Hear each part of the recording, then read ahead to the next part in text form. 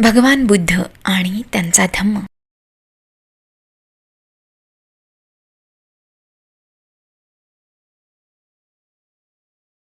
हा अधर्म आहे. भगवान बुद्धाने म्हटले आहे की आत्म्यावर आधारलेला धर्म हा कल्पनाश्रित धर्म आहे. कोणीही आत्मा पाहिलेला नाही किंवा आत्म्याशी संभाषण केलेले नाही. आत्मा अज्ञात आणि अदृश्य आहे. जी गोष्ट वास्तव आहे ती गोष्ट आत्मा नसून मन आहे. मन हे आत्म्यापासून भिन्न आहे. तथागत म्हणाले, आत्म्यावर विश्वास ठेवणे निरुपयोगी आहे. म्हणून आत्म्यावर आधारलेला धर्म आपल्याला योग्य नाही. ब्राह्मणी धर्मात जीवाला आत्मा आणि आत्मन संबोधतात. ब्राह्मणी धर्मात आत्मा हे त्या तत्वविशेषाला नाव देण्यात आले आहे की जे शरीरापासून वेगळे, परंतु शरीराच्या आत आणि जन्मापासून शरीरात वास्तव्य करते. आत्म्यासंबंधी त्याच्या सिद्धांताला अनात्मवाद असे म्हणतात. जे आत्म्याच्या अस्तित्वावर विश्वास ठेवतात त्यांना शरीराच्या मरणोत्तर आत्म्याची काय स्थिती होते असा प्रश्न विचारला. त्याने असाही प्रश्न विचारला की शरीराच्या मृत्यूनंतर आत्मा पाहता येतो काय? त्याला अगणित उत्तरे अस्पष्ट मिळाली. लोकांची या विषयासंबंधी भिन्न मते आहेत. त्यांची मते मी माझ्या मतापेक्षा श्रेष्ठ मानित नाही. एवढेच काय, ती माझ्या मताच्या तोडीचीही मी मानित नाही. त्याने ईश्वराचे अस्तित्व नाकारताना मांडलेले आहे. त्याने असा विचार मांडला आहे की आत्म्याच्या अस्तित्वाची चर्चा ही देवाच्या अस्तित्वाच्या चर्चे इतकीच निरुपयोगी आहे. देवाच्या अस्तित्वावरील विश्वास हा सम्मादिठ्ठीला जितका बाधक आहे तितकाच आत्म्याच्या अस्तित्वावरील विश्वासही बाधक आहे. त्याच्या मते तर आत्म्याच्या अस्तित्वावरील विश्वास हा देवाच्या अस्तित्वावरील विश्वासापेक्षा भयंकर आहे. कारण त्यामुळे पुरोहित वर्ग निर्माण होतो. भ्रामक समजुतींचा मार्ग मोकळा होतो.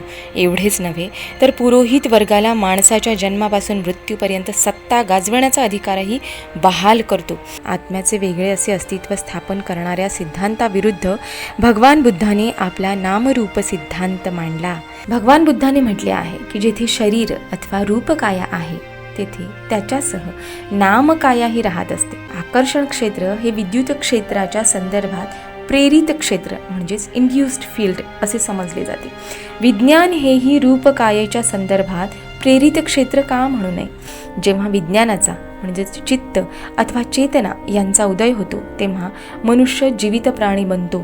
प्राणी जेवढी क्रिया करतो ती सर्व विज्ञानाच्या द्वारा अथवा त्याचा परिणाम म्हणून करतो. यज्ञ यागावर विश्वास ठेवणे हा अधम्म आहे. ब्राह्मणी धर्म हा यज्ञावर आधारलेला होता. काही यज्ञांना नित्य यज्ञ म्हणत, काहींना नैमित्तिक. नित्य यज्ञ हे अनिवार्य कर्तव्य होते आणि त्यापासून फळ मिळो किंवा न मिळो ते करणे आवश्यक होते. नैमित्तिक यज्ञ हे याजक संसारिकाच्या काही इच्छापूर्तीसाठी केले जात.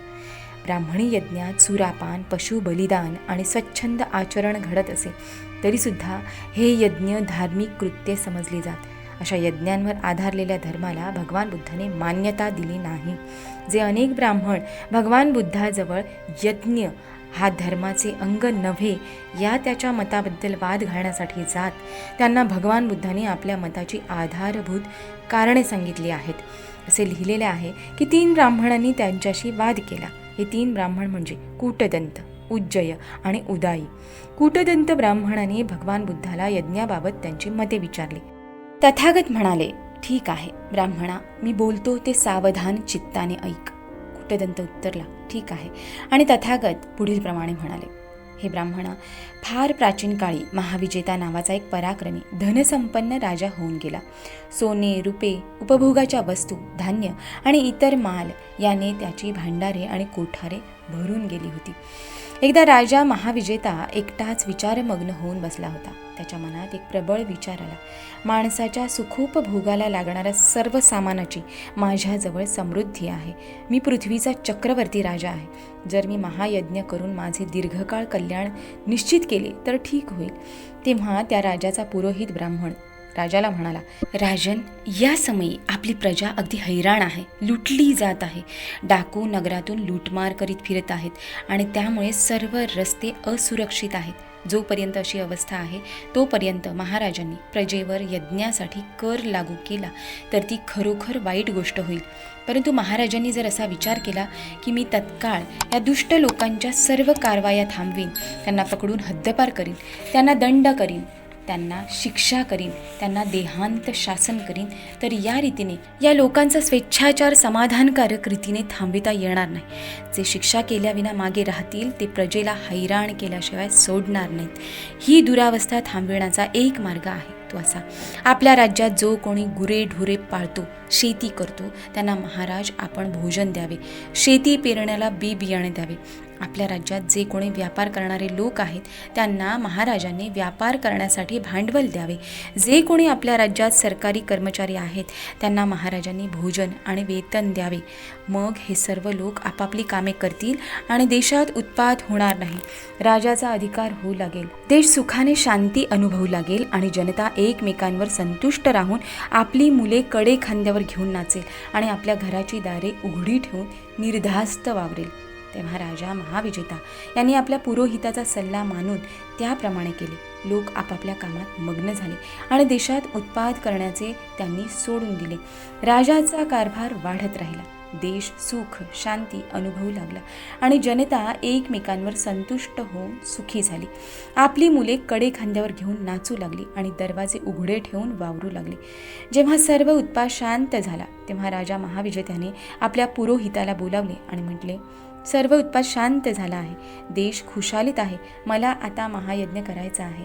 तेव्हा माझे दीर्घकालीन कल्याण साधेल असा महायज्ञ कसा करावा हे आपण मला सांगावे. पुरोहिताने राजाला उत्तर दिले, राजा, आपल्या राज्यात जे जे मांडलिक क्षत्रिय असतील त्याप्रमाणेच राज्यात जे जे मंत्री अधिकारी आणि प्रतिष्ठित ब्राह्मण असतील त्याप्रमाणेच जे जे संपन्न गृहस्थ असतील त्या सर्वांना आमंत्रणे पाठवून कळवावे की मी एक महायज्ञ करू इच्छितो. तेव्हा माझे हित आणि कल्याण जो दीर्घकाळ राखू शकेल अशा या महायज्ञास अनुमती द्यावी. हे ब्राह्मण कुटदंता, त्या राजाने आपल्या पुरोहिताचा सल्ला मानला आणि त्याने सांगितल्याप्रमाणे केले. क्षत्रिय, मंत्री, ब्राह्मण आणि गृहस्थ या सर्वांनी असे उत्तर पाठविले की महाराज आपण यज्ञ करावा, यज्ञाला हीच वेळ योग्य आहे. राजा विजेता हा सुज्ञ आणि गुणसंपन्न होता. त्याचा पुरोहितही तितकाच सुज्ञ आणि गुणसंपन्न होता. ब्राह्मण हो, तो यज्ञ सुरू होण्यापूर्वी त्या पुरोहिताने त्या यज्ञासाठी काय करावे लागणार होते हे राजाला स्पष्ट करून सांगितले. तो पुरोहित म्हणाला, महाराज, यज्ञाचा प्रारंभ करण्यापूर्वी किंवा महायज्ञात आहुती देत असताना किंवा त्यानंतर जर महाराजांना अनुताप वाटू लागला की अरे रे, मी माझ्या संपत्तीचा केवढा मोठा भाग या यज्ञात खर्च केला, तर ते योग्य होणार नाही. महाराजांनी असला विचार मनात येऊ देता कामा नये. हे ब्राह्मण हो, त्या पुरोहितांनी यज्ञाचा प्रारंभ होण्यापूर्वी यज्ञात भाग घेणाऱ्या लोकांच्या पुढे यज्ञानंतर मनस्ताप होऊ देऊ नये यासाठी राजाला उद्देशून म्हटले, महाराज, आपल्या या यज्ञात जीवहिंसक त्याप्रमाणे अहिंसक, चोर त्याचप्रमाणे चोरी न करणारे, विषयोपभोगी, दुर्वर्तन करणारे त्याचप्रमाणे त्यापासून परावृत्त असलेले, असत्यवादी त्याचप्रमाणे सत्यवादी, निंदक त्याचप्रमाणे निंदेपासून परावृत्त असलेले, उद्धट त्याचप्रमाणे उद्धटपणा न करणारे, लोभी त्याचप्रमाणे निर्लोभी, दुष्ट वृत्तीचे त्याचप्रमाणे सम्यक दृष्टीचे असे नाना प्रकारचे लोक येतील. त्यापैकी दुष्कृत्ये करणाऱ्या दुर्जनांना दूर आपल्याच कार्यात मग्न राहू द्या. परंतु जे सत्कृत्य करणारे असतील त्यांच्यासाठी सर्व विधी महाराजांनी करावेत, त्यांना संतुष्ट राखावे. त्यांच्याच संतोषाने महाराजांना शांती लाभणार आहे. आणि ब्राह्मण हो, त्या यज्ञात बैलांचे बळी दिले गेले नाहीत. बकऱ्यांची, कोंबड्यांची, पुष्ट डुकरांची किंबहुना कोणत्याही सजीव प्राण्याची हिंसा करण्यात आली नाही. यज्ञयुपासाठी झाडे तोडण्यात आली नाहीत.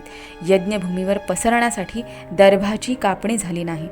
जे दास, दूत आणि कर्मचारी या यज्ञातील कार्यासाठी नेमले होते त्यांना काम करायला लावण्यासाठी काठी वापरली नाही की भय दाखविले गेले नाही. आपले काम करताना त्यांच्या डोळ्यातून अश्रू ओघळले नाहीत. ज्याला काम करावेसे वाटले त्याने ते काम केले, ज्याला वाटले नाही त्याने काम केले नाही. ज्याला ते योग्य वाटले ते त्याने केले, ज्याला ते योग्य वाटले नाही ते काम त्याने केले नाही.